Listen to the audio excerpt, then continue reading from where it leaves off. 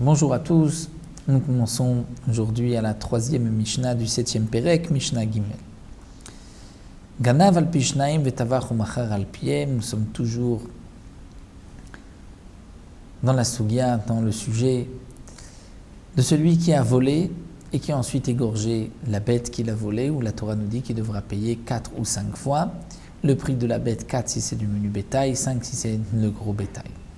Et comme nous l'avons vu, on ne peut condamner une personne à payer que s'il y a 2 témoins qu'il a volé, et 2 témoins, ou les mêmes 2 témoins, qui disent qu'il a égorgé la bête ou qu'il l'a vendue. Nous connaissons aussi le principe des Edim Zomemim. Edim Zomemim, ce sont 2 témoins qui ont témoigné à faux. Comment savons-nous qu'ils ont témoigné à faux? Non pas parce qu'ils ont avoué, non pas non plus parce qu'ils ont été contredits ou ils se sont contredits dans leur témoignage.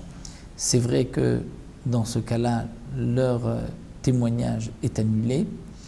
Mais le principe de Edim Zomemim, c'est lorsque 2 autres témoins vont dire « Comment vous 2 pouvez-vous témoigner que vous avez vu tel ou tel incident à tel et tel endroit, tel et tel jour, puisque ce jour-là, vous étiez avec nous ailleurs au même moment. Donc vous n'avez pas pu voir ce que vous prétendez avoir vu, puisque vous étiez avec nous ailleurs. » Quel est le din pour les Edim Zomemim, pour les témoins Zomemim, c'est-à-dire ce qu'ils ont voulu faire à leur prochain? Ils ont voulu condamner leur prochain. La Torah dit, vous leur ferez ce qu'ils ont voulu faire à leur prochain. Donc s'ils ont voulu condamner Réhouven à mort, on les tuera. Ils ont voulu condamner Réhouven de payer, c'est à eux de payer à la place de Réhouven. Quel est le din? Ganav al pishnaim. Un homme a volé, il y avait 2 témoins qui ont vu, qui ont dit cet homme-là a volé. Vetavach umachar al piem. Et ces mêmes 2 témoins disent cet homme-là a ensuite égorgé la bête ou l'a vendue. Venim tseu zomemim, et ensuite il s'est avéré que ces témoins sont zomemim. C'est-à-dire que 2 autres témoins sont venus dire comment pouvez-vous témoigner que ce jour-là vous avez vu Réhouven voler ou égorger la bête puisque vous étiez avec nous ailleurs. Ils ont voulu condamner Réhouven à payer. Il s'agissait d'une vache, d'un taureau. Ils ont voulu le condamner à payer 5 fois le prix de la vache. Eh bien, Meshalmi Makol, c'est à eux de payer les 5 fois le prix de la vache. Mais Ganav al Pishnaim, dans le cas où Ganav, cet homme-là, a volé, c'est-à-dire que 2 témoins ont dit il a volé. 2 autres témoins sont venus dire et nous avons vu qu'ensuite il a égorgé ou vendu la bête.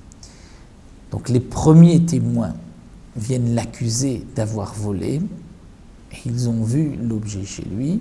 Donc les 2 premiers témoins viennent le condamner à payer le kefel 2 fois le prix de la bête.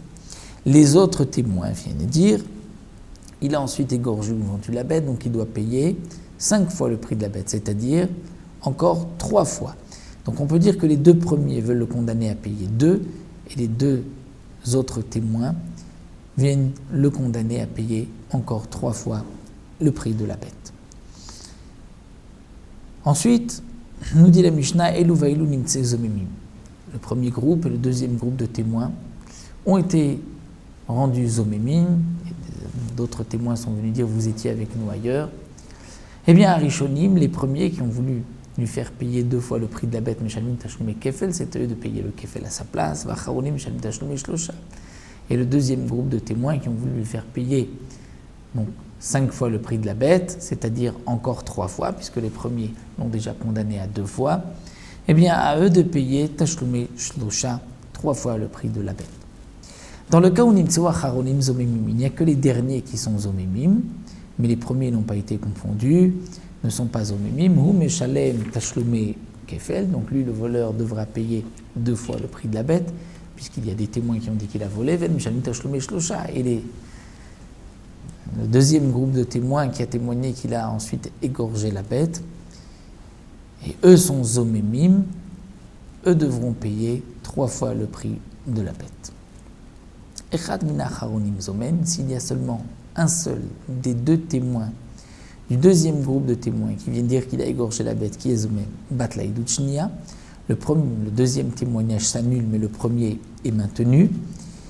Echad min harishonim zomem, si un des deux premiers témoins est devenu zomem, c'est-à-dire que deux autres témoins sont venus dire comment toi peux-tu témoigner puisque tu étais avec nous ailleurs, alors batla kol haedut, tout le témoignage tombe, s'annule. Shimen gneva intfiro mechira, puisque s'il n'a pas volé, on ne peut pas le condamner s'il a égorgé la bête. C'est-à-dire que lorsque sont venus deux témoins dire un tel a volé une bête, ensuite deux témoins sont venus dire cette bête, on ne sait pas s'il l'a volée, vous vous dites qu'il l'a volée, mais cette bête on a vu qu'il l'a égorgée. Et un témoin des deux premiers témoins est devenu zomem, donc le premier témoignage s'annule, donc cet homme-là n'a pas volé. S'il n'a pas volé, on ne pourra pas le condamner non plus, arba vechamisha, donc il est exempté de tout paiement. Les dinim de Edim Zomemim, nous les retrouverons dans Masechet Makot, toujours dans le Seder Nezikim, que nous étudierons Bezrat Hashem, Big Neder, encore dans quelques Masertot. Voilà, nous arrêtons, voilà Mishnah Dalet.